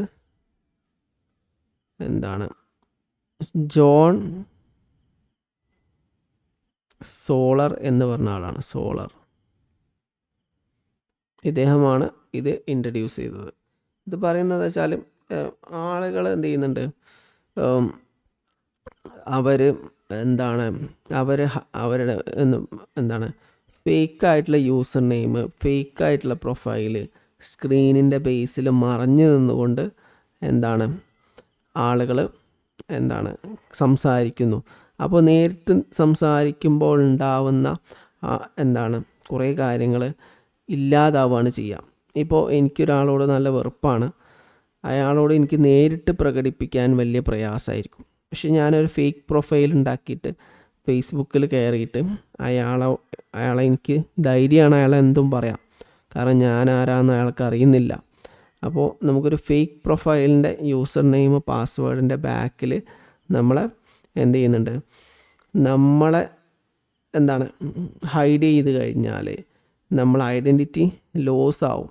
അപ്പോൾ നമ്മൾ എന്ത് ചെയ്യും, നമ്മൾ എന്തും പറയാൻ ധൈര്യപ്പെടുന്നു. അത് അനോണിമിറ്റി എന്ത് ചെയ്യുന്നുണ്ട്, അനോണിമിറ്റിയാണ് ഈ സൈബർ ബുള്ളിങ്ങിന് പ്രധാനപ്പെട്ട കാരണം. ഓക്കെ, അപ്പോൾ നമുക്ക് സാധാരണഗതിയിൽ ഇപ്പോൾ കോളേജുകളും സ്കൂളുകളിലൊക്കെ ആളുകൾ മറ്റൊരാളെ ആക്ഷേപിക്കുന്നത് കുറവായിരിക്കും. കാരണം അവർ തിരിച്ചറിയപ്പെടുന്നുണ്ട് ആരാണ് ചെയ്തത് എന്നുള്ളത്. പക്ഷേ സൈബർ ബുള്ളിങ്ങിൽ ഇതാരാണ് ചെയ്തതെന്ന് തിരിച്ചറിയാത്തത് കൊണ്ട് തന്നെ ഇങ്ങനെ അനോണിമിറ്റി പെർപ്പട്രേറ്ററെ എന്ത് ചെയ്യുന്നുണ്ട്, കൂടുതൽ എനർജറ്റിക് ആക്കുന്നുണ്ട്, ധൈര്യം കൊടുക്കുന്നുണ്ട്, അല്ലേ? അപ്പോൾ നമുക്ക് ഇതിനെ നോക്കാം. Okay,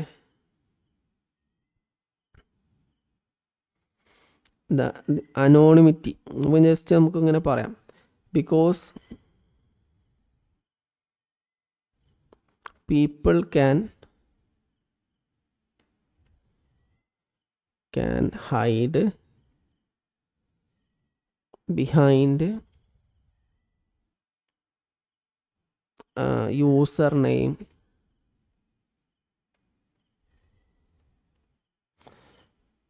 fake profile,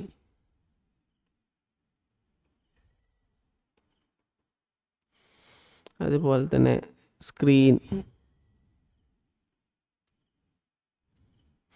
They lost their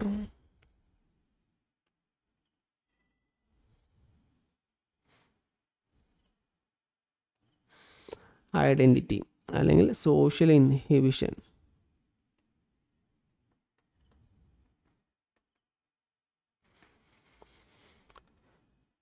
അങ്ങനെ വരുന്ന സംഭവിച്ചത് എന്ത് ചെയ്യുന്നുണ്ട്, അവർ നേരിട്ട് പറയാൻ ധൈര്യപ്പെടാത്ത കാര്യങ്ങൾ എന്തിന് കാരണമാവുന്നു, അവർ ചെയ്യാൻ കാരണമാവുന്നു.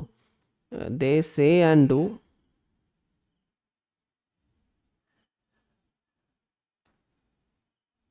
Do cruel things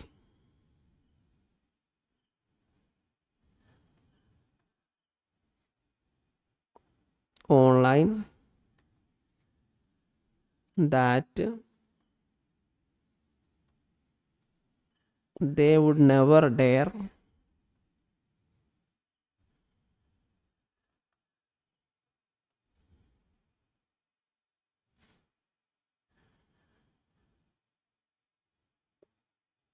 to do face to face.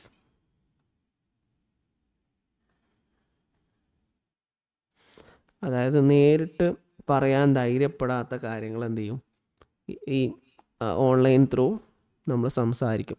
അപ്പോൾ ഓൺലൈൻ അനോണിമിറ്റി എംബോൾഡൻ പെർപ്പട്രേറ്റർ, അതായത് പെർപ്പട്രേറ്റർ അനോണിമിറ്റി എന്തിന് കാരണമാവുന്നു? സൈബർ ബുള്ളിങ്ങിന് പ്രധാനപ്പെട്ട ഒരു കാരണമാവുന്നു.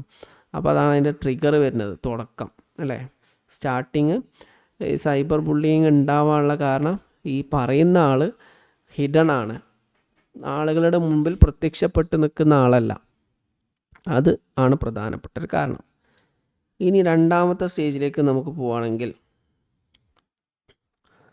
24/7 ആക്സസിബിലിറ്റിയാണ് അതിന് കാരണമാക്കി ഇൻറ്റൻസീവ് ആക്കുന്നത് 24/7 ആക്സസിബിലിറ്റി.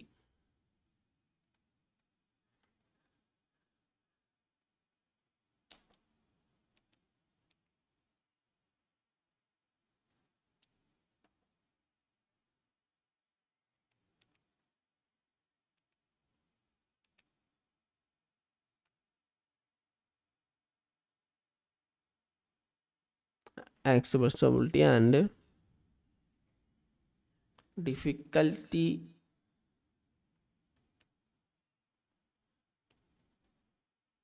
in escaping harassment.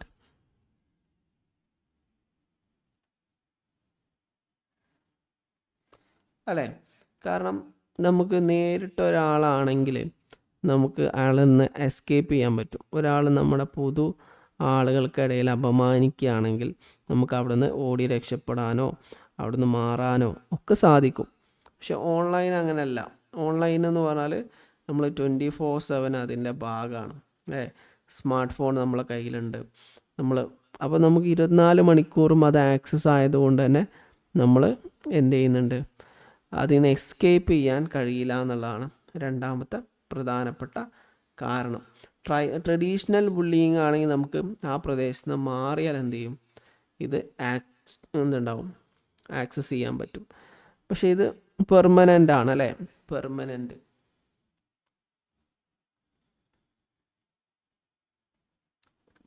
ആണ്. കാരണം മൊബൈൽ ഫോൺ നമ്മളെ കയ്യിൽ 24 മണിക്കൂറുള്ളതാണ്. അതിൽ നിന്ന് നമുക്ക് എന്ത് ചെയ്യാൻ പറ്റില്ല, എസ്കേപ്പ് ആവാൻ പറ്റില്ല. അപ്പോൾ അത് കൂടുതൽ ഇൻറ്റൻസിഫൈ ചെയ്യുകയാണ് ചെയ്യാം. ഇപ്പോൾ 2.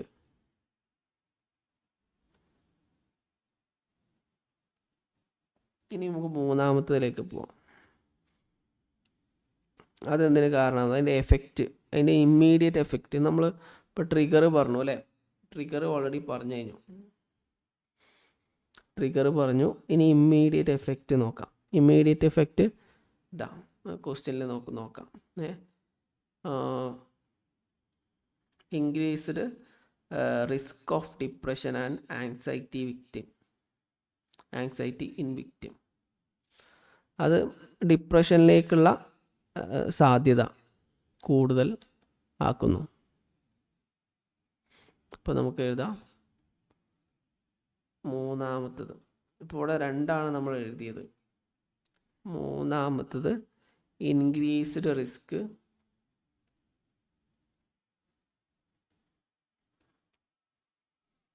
Of depression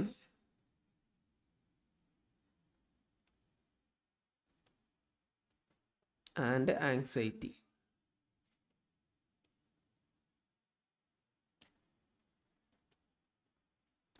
in victim.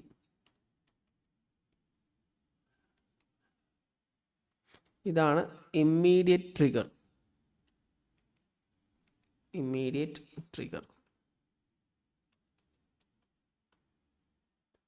Immediate effect ആണ് കേട്ടോ, ഇമ്മീഡിയറ്റ് എഫക്റ്റ്. 2 എഫക്റ്റ് ഉണ്ടാവും, ഇമ്മീഡിയറ്റ് എഫക്റ്റും ലോങ് ടേം എഫക്റ്റും ഉണ്ടാവും. ഇത് ഡിപ്രഷനിലേക്ക് നയിക്കുന്നു എന്നുള്ളതാണ് ഇതിൻ്റെ ഇമ്മീഡിയറ്റ് എഫക്റ്റ് ആയിട്ട് പറയുന്നത്.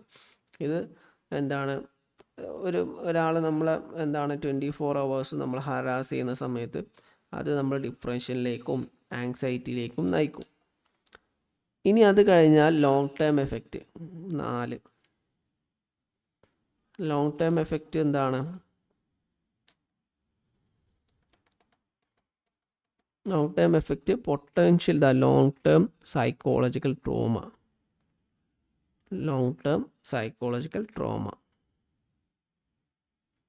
Long term effect long term psychological ട്രോമയാണ്.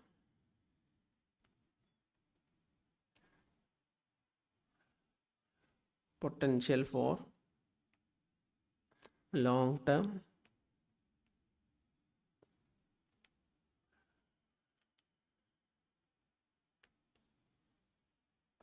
Psychological trauma.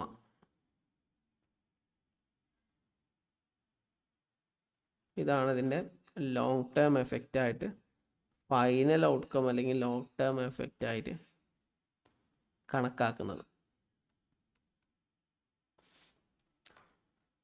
അപ്പോൾ ഇതാണ് ഇതിൽ വരുന്നത്. Online anonymity, restlessness in 24/7 exposure, അതായത് 24/7 എക്സ്പോഷർ, പിന്നെ ഡിപ്രഷന്, അതുപോലെ ലോങ് ടേം ട്രോമ. അങ്ങനെ 4ആയിട്ടാണ് ഇതിനെ നമുക്ക് കണക്കാക്കുക. ഇത് ശരിക്കും 3 സ്റ്റേജുകളാണ്. ഒന്ന് ട്രിഗർ കഴിഞ്ഞാൽ ഇമ്മീഡിയറ്റ് എഫക്റ്റ്, മൂന്നാമത്തെ ലോങ് ടേം എഫക്റ്റ്. അപ്പോൾ ഇതിനെ നമുക്ക് എങ്ങനെ കണക്കാക്കാം, ഏതൊക്കെയാണ് ആൻസർ നോക്കാം നമുക്ക്. ഫസ്റ്റ് വരുന്നത് സി ആണ്, സി അല്ല, എ ആണ്. എ കഴിഞ്ഞാൽ പിന്നെ വരുന്നത് സി ആണ്. എ സി, അത് കഴിഞ്ഞാൽ ബി. ക്വസ്റ്റ്യനിൽ ഇതിൽ ഓപ്ഷൻ കാണുന്നില്ല. സി, അത് കഴിഞ്ഞാൽ വരുന്നത് ഡി ആണ്. ഇങ്ങനെയാണ് വരുന്നത്. Okay, A C B D, A C B D. Option correct ഇതിൽ മിസ് ചെയ്തിട്ടുണ്ട്. ഓക്കെ, ഇതാണ് ഇതിൻ്റെ കറക്റ്റ് ഓപ്ഷനായിട്ട് വരുന്നത്. ചില ക്വസ്റ്റ്യനിൽ ചെറിയ മിസ്റ്റേക്കുകളൊക്കെ ഓപ്ഷനിൽ വരാറുണ്ട്. അത് അതിൽ മാർക്ക് ആഡ് ചെയ്ത് തരുകയും അല്ലെങ്കിൽ അതിൻ്റെ പെർസെൻറ്റേജ് കുറക്കുകയൊക്കെയാണ് സാധാരണ ചെയ്യൽ. ഇതാണ് ഇതിൻ്റെ trigger, immediate effect, long term impact. ഇനി അടുത്ത ക്വസ്റ്റ്യനിലേക്ക് നമുക്ക് പോവാം. ഇത് പീസ് സൈക്കോളജിയുമായി ബേസ് ചെയ്തിട്ടുള്ള ഒരു ക്വസ്റ്റ്യൻ ആണ്. Peace psychology. Arrange the following principle of peace psychology in sequential order. Peace സൈക്കോളജിയുമായി കണക്ട് ചെയ്തിട്ടുള്ള ഒരു ടേമാണത്. ഓക്കെ, ഇത് പീസ് സൈക്കോളജി എന്ന് പറഞ്ഞാൽ ശരിക്കും എന്താ നമുക്ക് നോക്കാം. Piece psychology,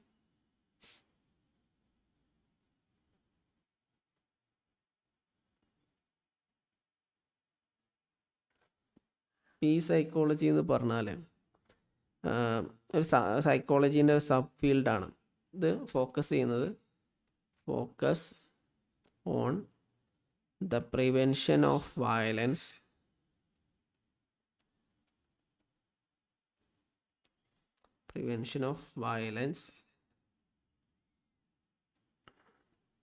mitigation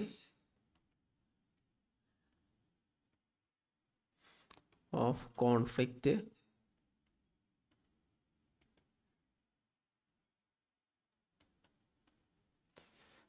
and operation and psychological effect of peace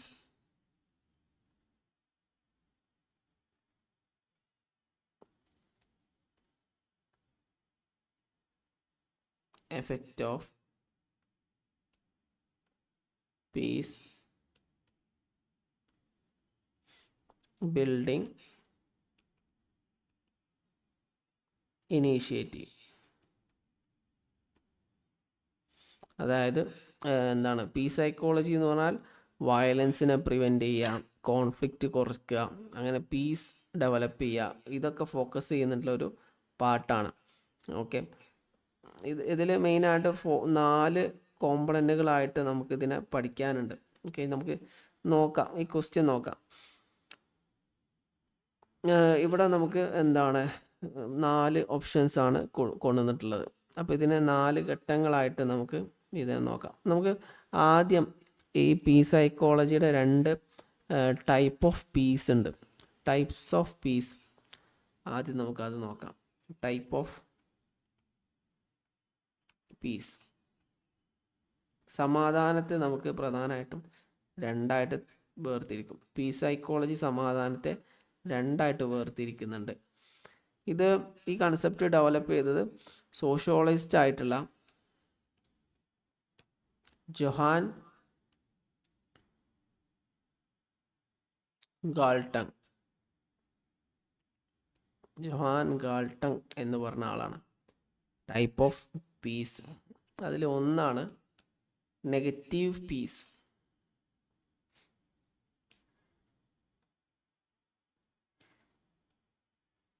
negative peace എന്ന് പറഞ്ഞാൽ താൽക്കാലികമായിട്ട് എന്താണ് ഒരു ആബ്സെൻസ് ഓഫ് വയലൻസിനെയാണ് ഇത് പറയാം നെഗറ്റീവ് പീസ് എന്ന് പറയാം. Absence of violence. ഇപ്പോൾ പ്രശ്നങ്ങളൊന്നുമില്ല, പക്ഷേ പ്രശ്നം നേരെ നിൽക്കുന്നുണ്ട്. പ്രത്യക്ഷമായിട്ട് ഇപ്പോൾ നിലവിൽ പ്രശ്നങ്ങളൊന്നും കാണുന്നില്ലെങ്കിൽ എന്ത് പറയും? നെഗറ്റീവ് പീസ് എന്ന് പറയും. അതിന് നമ്മൾ the mere absence of direct physical violence. ഉദാഹരണം നമുക്ക് വെടിനിർത്തലൊക്കെ പറയാം. ഇപ്പോൾ രണ്ട് രാജ്യങ്ങൾ തമ്മിൽ സംഘർഷമുണ്ട്, പക്ഷെ ഇപ്പോൾ എന്താണ് സീസ് ഫയർ ആണ്, വെടിനിർത്തലാണ്. ഇപ്പോൾ സംഘർഷമൊന്നുമില്ല. അത് താൽക്കാലികമായിട്ടുള്ളൊരു പീസാണ്, അത് ലോങ് ടേം അല്ല. ഇതിനെന്ത് പറയും? നെഗറ്റീവ് പീസ് എന്ന് പറയും. രണ്ടാമതാണെന്ത്? Positive peace.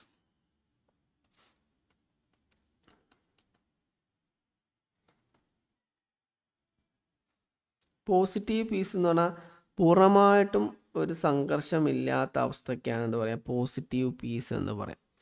പോസിറ്റീവ് പീസ് എന്ന് പറഞ്ഞാൽ the absence of structural cultural violence.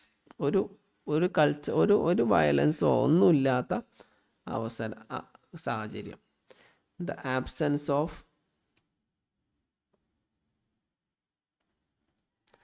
Structural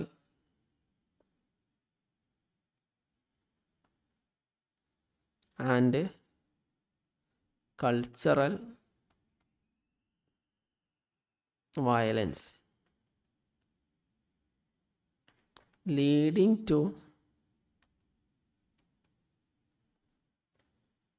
a just society.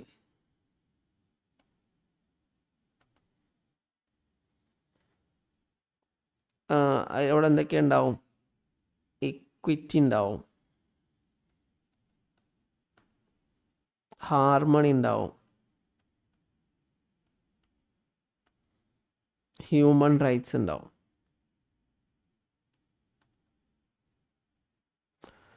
Piece society എന്ന് പറഞ്ഞാൽ ഒരു സംഘർഷമോ ഒരു പ്രശ്നങ്ങളോ ഇല്ലാത്ത ഘട്ടത്തിന് എന്ത് പറയും? പീസ് സൊസൈറ്റി എന്ന് പറയാം.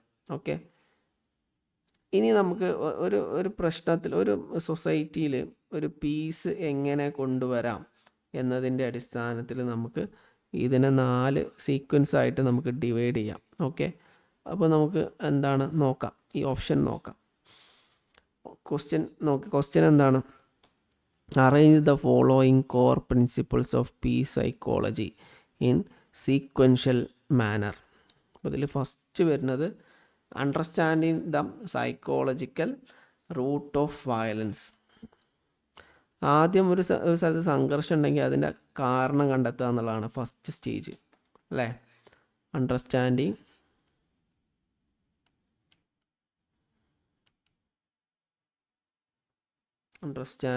the psychological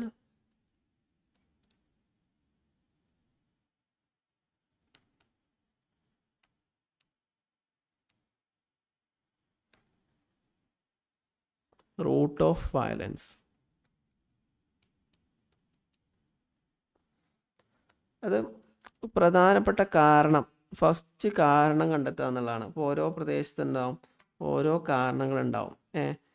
നമ്മൾ എന്തുകൊണ്ട് ഈ ടെൻഷൻ ഉണ്ടായി, എന്താണ് സംഘർഷം ഉണ്ടായി, പ്രശ്നം ഉണ്ടായി. അപ്പോൾ നമ്മൾ അതിന് കാരണം, മോട്ടീവ്, അതിൻ്റെ കാരണം പലതായിരിക്കും. നമുക്ക് മെയിനായിട്ട് ഇപ്പോൾ പല കാരണങ്ങൾ വരാം. സൈക്കോളജിക്കൽ മോട്ടിവേഷൻ,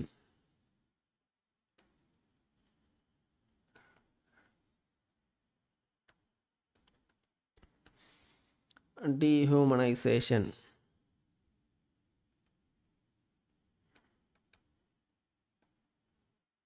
മനുഷ്യത്വരഹിതമായിട്ടുള്ള പെരുമാറ്റം, മാനസികമായിട്ടുള്ള പ്രശ്നങ്ങൾ, പ്രിജുഡൈസ്, അതുപോലെ തന്നെ aggression,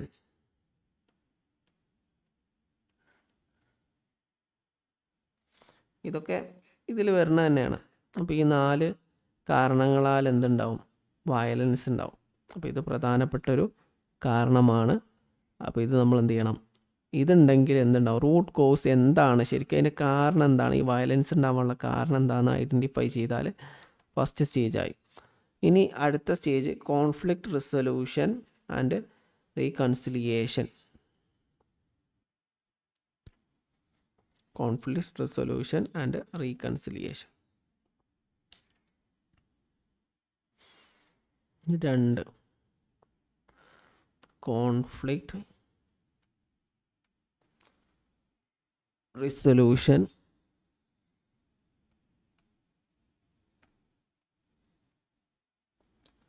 and reconciliation.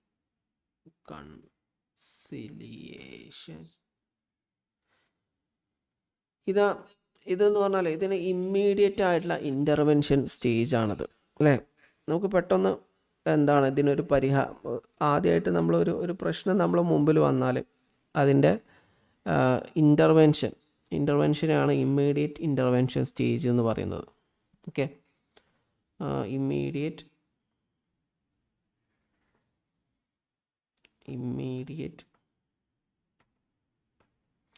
Intervention stage. നമുക്ക് കാരണം കണ്ടെത്തിക്കഴിഞ്ഞാൽ നമുക്ക് എന്താണ്, ഒരു ഇമ്മീഡിയറ്റ് ഇൻ്റർവെൻഷൻ ഉണ്ടാവും. അത് നമുക്ക് അച്ചീവിങ് നെഗറ്റീവ് പീസ്, നമ്മൾ നേരത്തെ പറഞ്ഞല്ലോ, അച്ചീവിങ് നെഗറ്റീവ് പീസ്.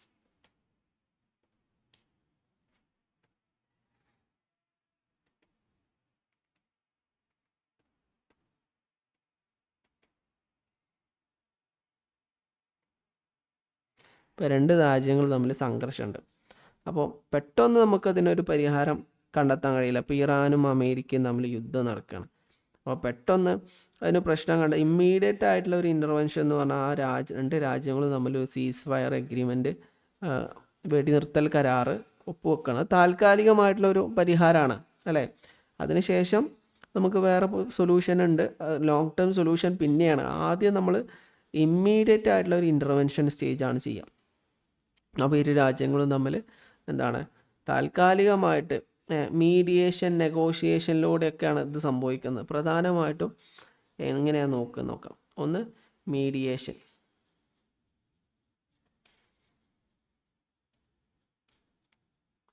അതുപോലെ തന്നെ നെഗോസിയേഷൻ,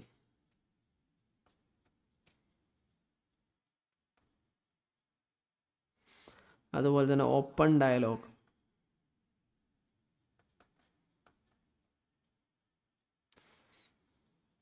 അങ്ങനെയൊക്കെ കുറേ കാര്യങ്ങളുണ്ടാവും. അത് നമ്മൾ രാജ്യങ്ങളാണെങ്കിൽ അവർ തമ്മിൽ എന്ത് ചെയ്യണം, ഒരു മധ്യസ്ഥൻ്റെ മുഖാന്തരം ഉണ്ടാകുന്ന ചർച്ചകൾ, അവർ പരസ്പരം ചർച്ച ചെയ്യുന്നതൊക്കെ ഇതിൽ വരുന്നതാണ്. ഇതിലൂടെ ആണ് നമുക്ക് താൽക്കാലികമായിട്ടുള്ളൊരു സൊല്യൂഷനിലേക്ക് എത്താൻ പറ്റുക. 3-മതാണ് building cultural peace. Building cultural peace.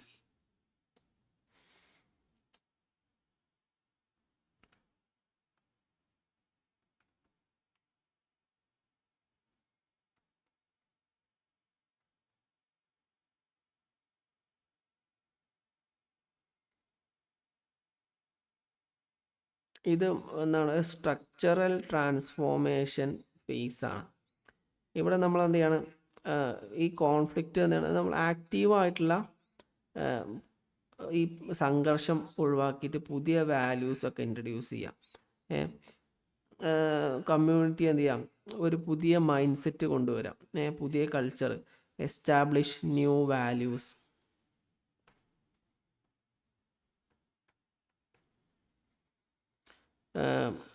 Building peace culture,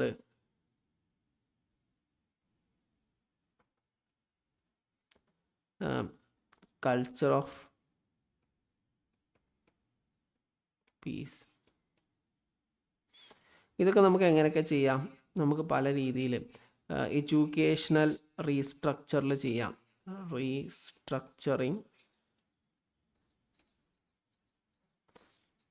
education restructure,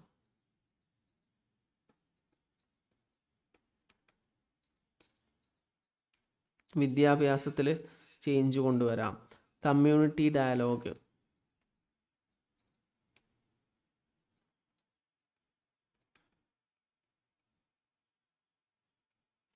കമ്മ്യൂണിറ്റീസിൻ്റെ ഇടയിൽ ഡിസ്കഷനും ഡയലോഗുകളൊക്കെ യൂസ് ചെയ്ത് ചെയ്യാം. നമുക്ക് മീഡിയ യൂസ് ചെയ്യാം.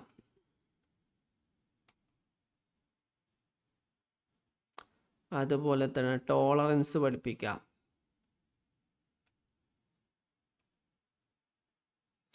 എമ്പതി കൊണ്ടുവരാം. നോൺ വയലൻറ്റ് കമ്മ്യൂണിക്കേഷൻ, അതുപോലെ തന്നെ കോപ്പറേഷൻ, ഇതൊക്കെ എന്ത് ചെയ്യാം, കൊണ്ടുവരുന്നതിലൂടെ പുതിയൊരു വാല്യൂ, പുതിയ വ്യത്യസ്ത വാല്യൂസ് ഈ ഗ്രൂപ്പിനിടയിൽ കൊണ്ടുവരാൻ കഴിയും അല്ലേ. അങ്ങനെ ഈ ഗ്രൂപ്പിൻ്റെ ഇടയിൽ പുതിയ വാല്യൂസ് കൊണ്ടുവന്നു കഴിഞ്ഞാൽ എന്ത് ചെയ്യാൻ പറ്റും, നമുക്ക് ഈ എന്താണ് പുതിയ കൾച്ചർ ഡെവലപ്പ് ചെയ്യാൻ ഇത് ഹെൽപ്പ് ചെയ്യും. ഓക്കെ, അപ്പോൾ അതിന് ശേഷം നമുക്ക് അടുത്ത സ്റ്റേജ് നോക്കുകയാണെങ്കിൽ നാലാമത്തെ, ഇപ്പോൾ നമ്മൾ ചോദ്യം നോക്കാം. 3 സ്റ്റേജുകളാണല്ലോ പറഞ്ഞത്.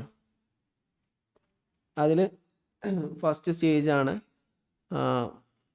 നമ്മളിപ്പോൾ പറഞ്ഞല്ലോ. ഫസ്റ്റ് നമ്മൾ ആദ്യം അതിൻ്റെ കാരണം കണ്ടെത്തുക. അതിനുശേഷം നമ്മൾ രണ്ടാമത് ഇമ്മീഡിയറ്റ് ആയിട്ടുള്ള ഒരു ഇൻ്റർവെൻഷൻ ചെയ്യാം. മൂന്നാമത് ഒരു പുതിയൊരു കൾച്ചർ ആളുകൾക്കിടയിൽ കൊണ്ടുവരാം. അതിനുശേഷം നമ്മൾ നേരത്തെ പറഞ്ഞ ലോങ് ടേം ആയിട്ടുള്ളൊരു സൊല്യൂഷൻ, അതായത് positive peace. Negative peace already നമ്മൾ പറഞ്ഞു കഴിഞ്ഞു അല്ലേ. പോസിറ്റീവ് പീസ് ഡെവലപ്പ് ചെയ്യാം. Promotion of human rights,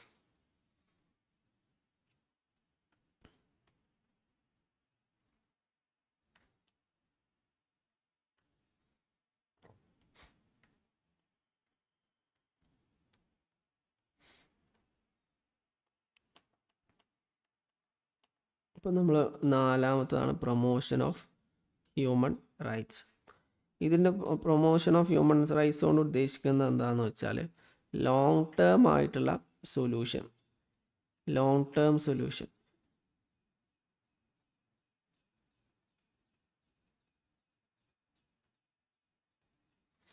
long term solution എന്ന് പറഞ്ഞാൽ എന്താണ്, നേരത്തെ നമ്മൾ പറഞ്ഞ peace psychology, positive piece.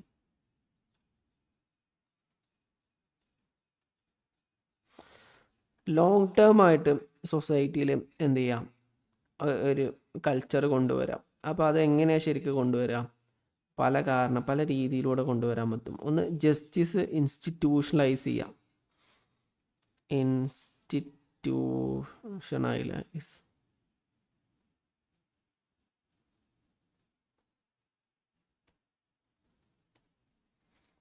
Justice, എല്ലാവർക്കും നീതി ഉറപ്പുവരുത്താം. ഈക്വൽ ആക്സസ് ടു റിസോഴ്സസ്,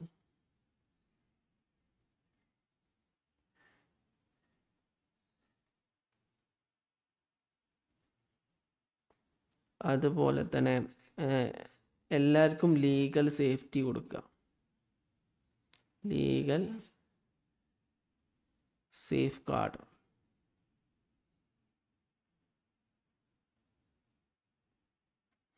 ഇങ്ങനെയൊക്കെ ചെയ്ത് കഴിഞ്ഞാൽ ലോങ് ടേം സൊല്യൂഷൻ ഇതിലൂടെ നമുക്ക് ചെയ്യാൻ പറ്റും. അപ്പോൾ ഇതാണ് ഇതിൻ്റെ ആൻസർ വരുന്നത്. ഫസ്റ്റ് വരുന്നത് സി ആണ്, പിന്നെ വരുന്നത് എ ആണ്, പിന്നെ ഡി ആണ്, പിന്നെ ബി ആണ്. അപ്പോൾ ആദ്യം ഇത് പീസ് സൈക്കോളജിയുമായി ബന്ധപ്പെട്ടുള്ള ടോപ്പിക്കാണ്.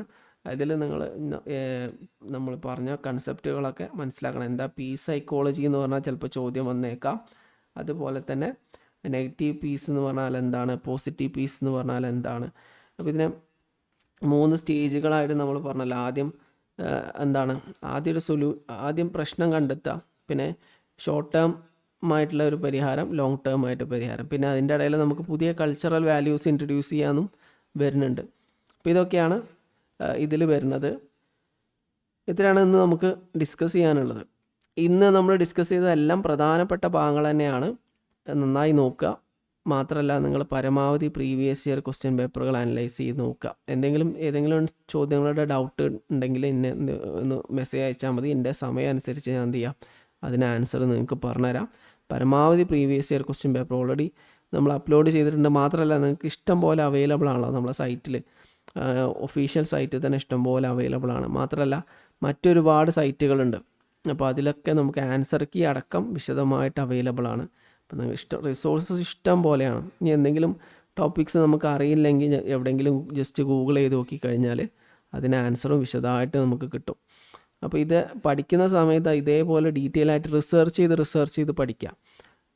ക്വസ്റ്റ്യൻ ആൻസർ നോക്കാതെ ക്വസ്റ്റ്യൻ ആൻസറും അത് ഏത് ഭാഗത്തു നിന്നാണ് വന്നത്, ഏത് തിയറിയാണ്, അതിൻ്റെ കൺസെപ്റ്റുകൾ ഏതൊക്കെയാണ് ഒക്കെ ആധികാരികമായിട്ട് എന്ത് ചെയ്യാം, പഠിച്ച് പോവുകയാണെങ്കിൽ ഒരു ചോദ്യത്തിന് തന്നെ നിങ്ങൾക്ക് 5ഉം 6ഉം ചോദ്യങ്ങൾ ഉത്തരം എഴുതാൻ പറ്റിയ രീതിയിലുള്ള കണ്ടൻറ്റ് നിങ്ങൾക്ക് കിട്ടും. അപ്പോൾ ഇത്രയാണ് പറയാനുള്ളത്. ആർക്കെങ്കിലും എന്തെങ്കിലും സംശയങ്ങളുണ്ടെങ്കിൽ ചോദിക്കാം. Okay, thank you. അപ്പോൾ ഇന്നത്തെ സെഷൻ വൈൻഡപ്പ് ചെയ്യാണ്. പങ്കെടുത്ത എല്ലാവർക്കും നന്ദി.